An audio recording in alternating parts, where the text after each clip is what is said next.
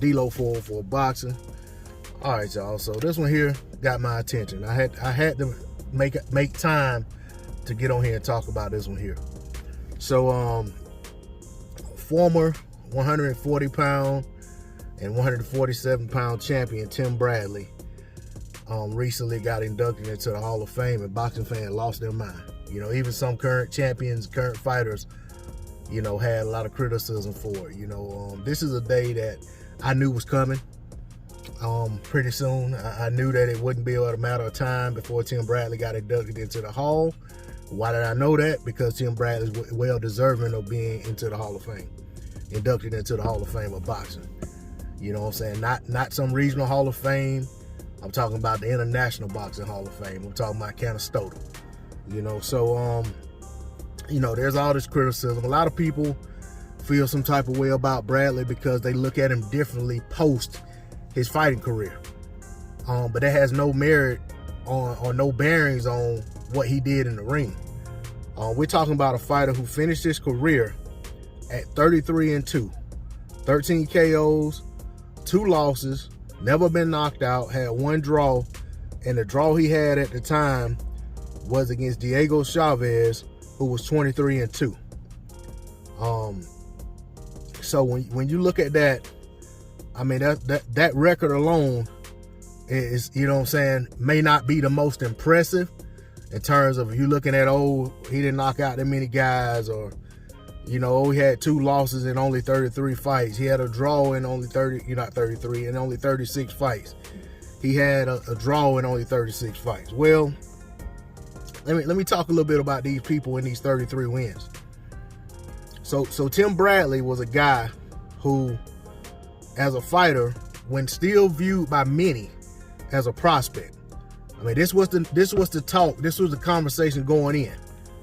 He was a prospect who jumped to title challenger when he fought Junior Witter in the UK for Junior Witter's championship. At the time, Junior Witter's record was 36-1 with 2 draws, and he was the WBC super lightweight champion. Tim Bradley went over there to Nottingham and took his title. All right. Then after that, he fought well-respected Edgar Cherry, beat him, beat Kendall Holt, who also is a former champion. Beat Nate. Well, he was, in my opinion, he was on the way to beat Nate Campbell. He got turned into a no contest. He beat Lamont Peterson. He took Lamont Peterson's oath.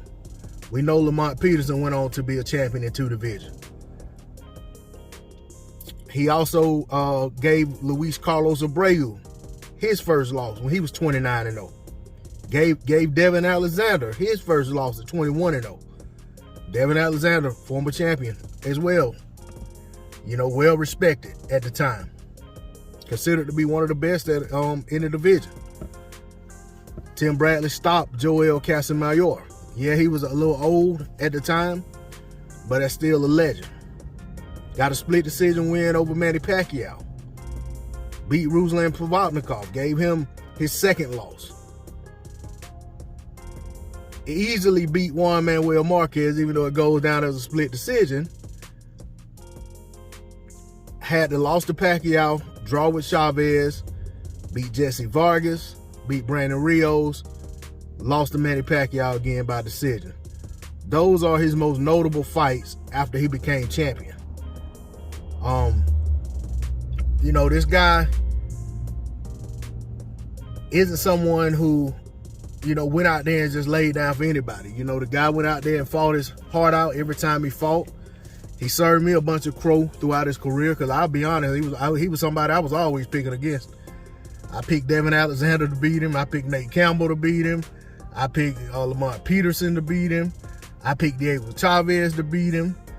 I picked Manny Pacquiao to beat him in all 3 fights. I picked Juan Manuel Marquez to beat him, and the dudes just kept proving me wrong.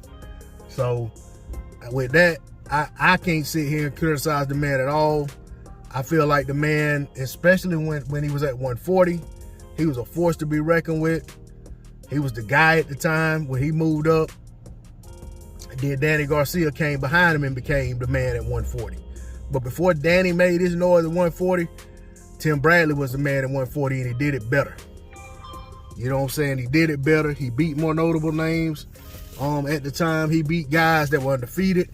I mean, he was that dude. And then, of course, at 147, he didn't lay down for anybody. You know, he didn't get the Floyd Mayweather fight, and there's other fights that he could have had that would have boosted his resume. But when you judge him on the guys he actually fought, Tim Bradley had a hell of a career, and he's well deserving of the Hall of Fame.